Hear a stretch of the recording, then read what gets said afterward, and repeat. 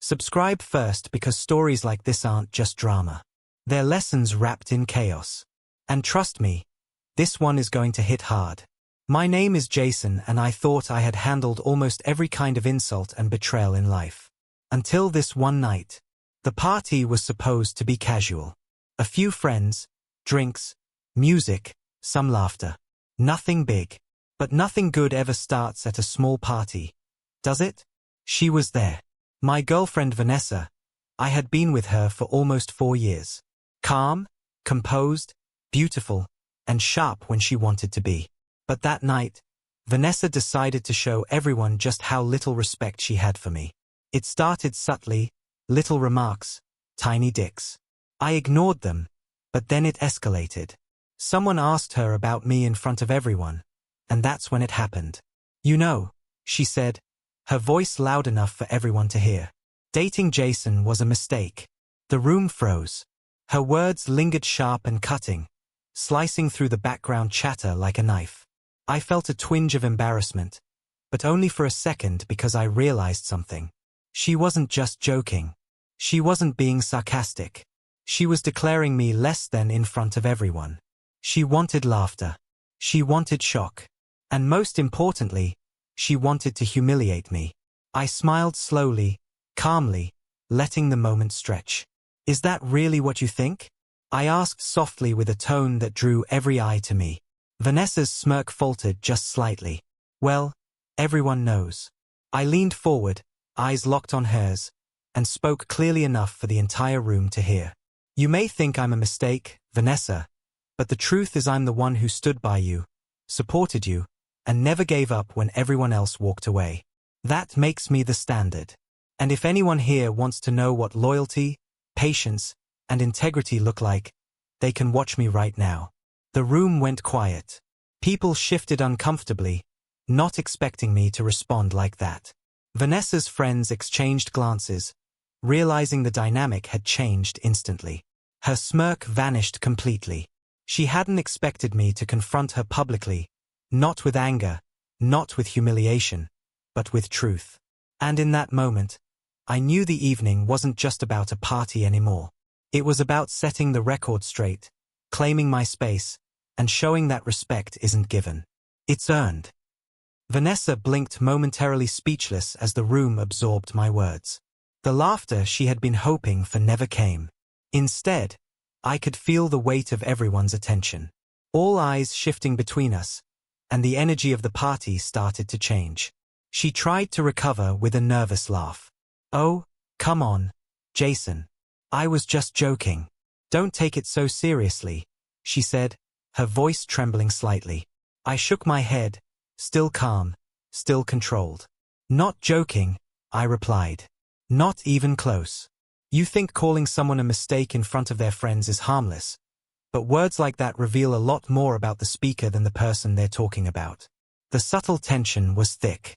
Vanessa's friends whispered among themselves, realizing she had miscalculated completely. She had expected support, laughter, or at least indifference. Instead, she got clarity, calm, and undeniable presence. I continued, soft but deliberate.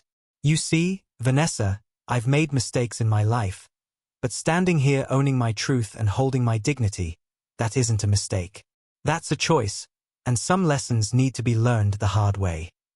Her face flushed red, eyes darting nervously to the floor, then back to me. I could see the conflict in her expression. The part of her that thrived on control and drama now cowering under the very spotlight she wanted to dominate. I didn't need to raise my voice. I didn't need to accuse. My calm certainty was louder than any argument. People noticed. The room started to feel smaller, the air tighter. Even friends who had been neutral were now leaning in, sensing the shift in power. Then came the kicker. I glanced around and said, and for anyone here who thinks this is drama, remember respect is free only until you waste it. After that, it has a cost. Tonight, Vanessa learned that cost. Silence followed. Even the music seemed to fade into the background as she processed the words. The party had changed. What was meant to be a simple gathering had become a lesson in humility, exposure, and consequence. And I stood there calm, collected, unmoved by the petty smirks or whispers. I wasn't angry. I wasn't trying to hurt her. I was merely showing that respect isn't optional and that dignity can't be mocked without consequence. The rest of the evening felt tense, charged with an energy Vanessa couldn't control. She tried to force casual smiles, engage in conversations, and act like nothing had happened, but her effort was hollow. Her friends whispered among themselves, casting occasional glances at her, realizing she had misjudged the situation entirely. I stayed calm, moving naturally through the party, letting the silence and attention do the work for me. Sometimes confrontation doesn't need shouting or anger. Sometimes the quiet power of composure is more effective, and tonight that power was mine. A few minutes later, one of her friends leaned in and whispered, "You really shut her down." I nodded slightly, letting the observation linger. It wasn't about showing off. It was about asserting boundaries, reclaiming respect, and letting truth speak louder than mockery. Vanessa's attempts to laugh it off became increasingly forced. Every attempt to regain her confidence failed because the dynamic had shifted completely. She realized she could no longer manipulate the room or control the narrative. The same smirk that had been her armor was now her vulnerability. Then came the final moment.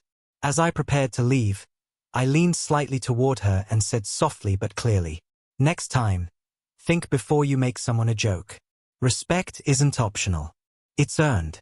And when it's taken for granted, consequences follow." Her eyes widened. She opened her mouth, but no words came. The room had already absorbed the lesson. Everyone who had witnessed the initial insult now understood the shift. The power balance had changed, and she knew it. I walked out of the party calmly without looking back. I didn't need to shout or prove anything further. The truth had done the work and karma had its course. By confronting her with dignity and clarity, I had corrected the narrative in front of everyone without ever losing my composure. Weeks later, friends told me Vanessa avoided public mockery entirely. She stopped trying to humiliate others, and even her friends admitted that she had finally learned a boundary lesson. Some people think revenge is loud, angry, or dramatic. The truth is the most effective kind of correction is quiet, precise, and undeniable. And that night, in front of everyone, I proved it. Respect matters. Dignity matters.